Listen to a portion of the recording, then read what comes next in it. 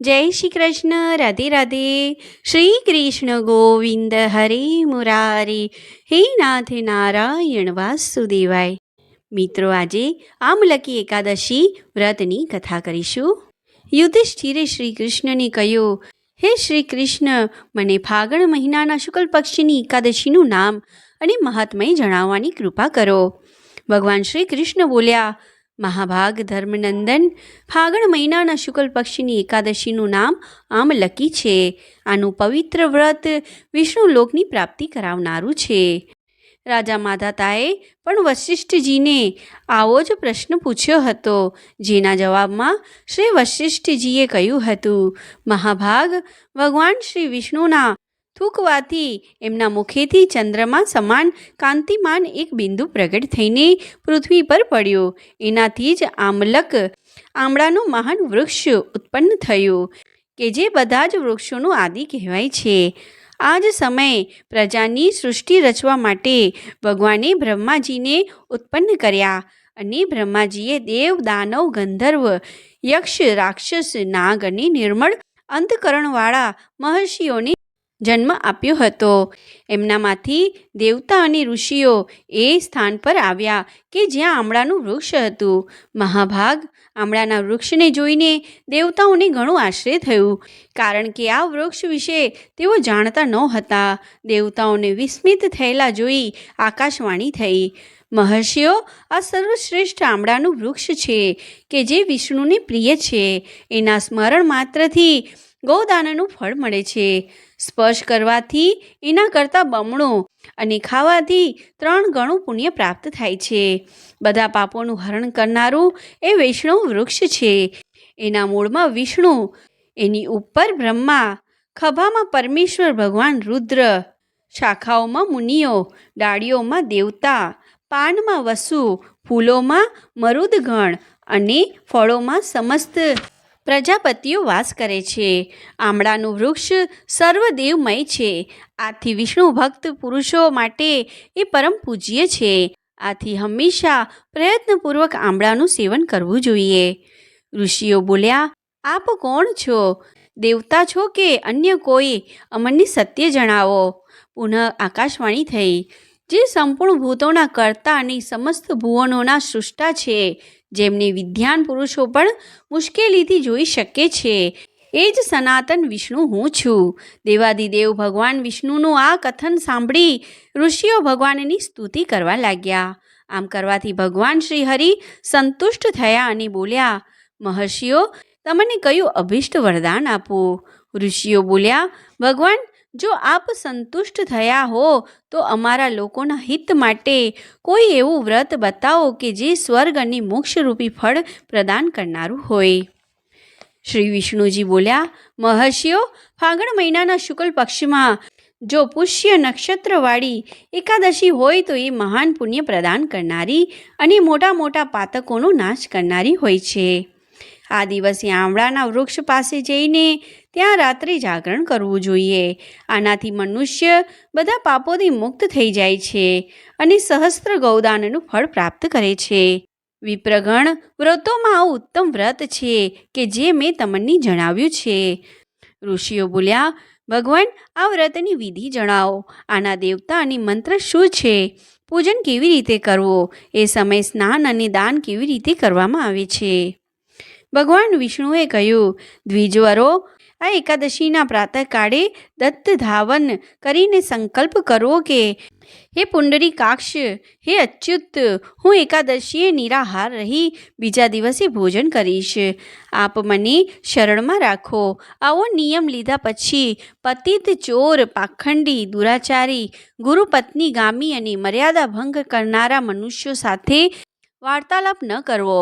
પોતાના મનને વશમાં રાખીને નદીમાં, વાવમાં, કૂવા પર કે ઘરમાં જ સ્નાન કરવું. સ્નાન પહેલાં શરીર પર માટી લગાવવી અને આમ કહેવું, હે વસુંધરા, તમારા પર અશ્વ અને રથ ચાલતા રહે છે, અને વામન અવતારના સમયે ભગવાન વિષ્ણુએ પણ તમને પોતાના પગ વડે માપ્યા હતા.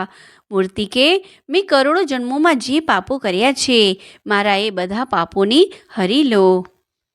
પછી સ્નાન કરવું. જળની અધિષ્ઠાત્રી દેવી માતા, તમે સમગ્ર ભૂતો માટે જીવન છો. એ જ જીવન કે જે સ્વદજ અને ઉદ્ભીજ જાતિના જીવોના પણ રક્ષક છો. તમે રસોના સ્વામીની છો. તમને નમસ્કાર છે. આજે હું સમગ્ર તીર્થો, કુંડો, ઝરણાઓ, નદીઓ અને દેવ સંબંધી સરોવરમાં સ્નાન કરી ચૂક્યો. મારું આ સ્નાન ઉક્ત બધા સ્નાનોનું ફળ પ્રદાન કરનારું બને. વિદ્વાન પુરુષે પરશુરામજીની સોનાની પ્રતિમા બનાવડાવવી. પ્રતિમા પોતાની શક્તિ અને ધન પ્રમાણે 1 અથવા અડધા ગ્રામ સોનાની બનાવડાવવી જોઈએ.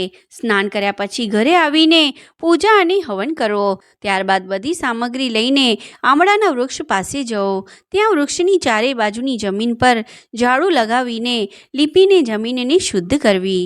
શુદ્ધ કરેલ ભૂમિ પર મંત્રપાઠ કરીને જળથી ભરેલ નવા કળશની સ્થાપના કરવી. કળશમાં પંચરત્ન અને દિવ્ય ગંધ વગેરે પ્રસારિત કરવા. શ્વેત ચંદનથી એને લેપ કરવો. કંઠમાં ફૂલની માળા પહેરાવવી. બધા પ્રકારે ધૂપની સુગંધ પ્રસારિત કરાવવી. દીપકો પ્રજ્વલિત કરવા. તાત્પર્ય એ છે કે ચારે તરફથી સુંદર અને મનોહર વાતાવરણ તૈયાર કરવું. પૂજા માટે નવી છત્રી, પગરખાં અને વસ્ત્ર પણ મંગાવી રાખવા. કળશ પર એક પાત્ર રાખીને એના પર પરશુરામજીની સુવર્ણની મૂર્તિ સ્થાપિત કરવી.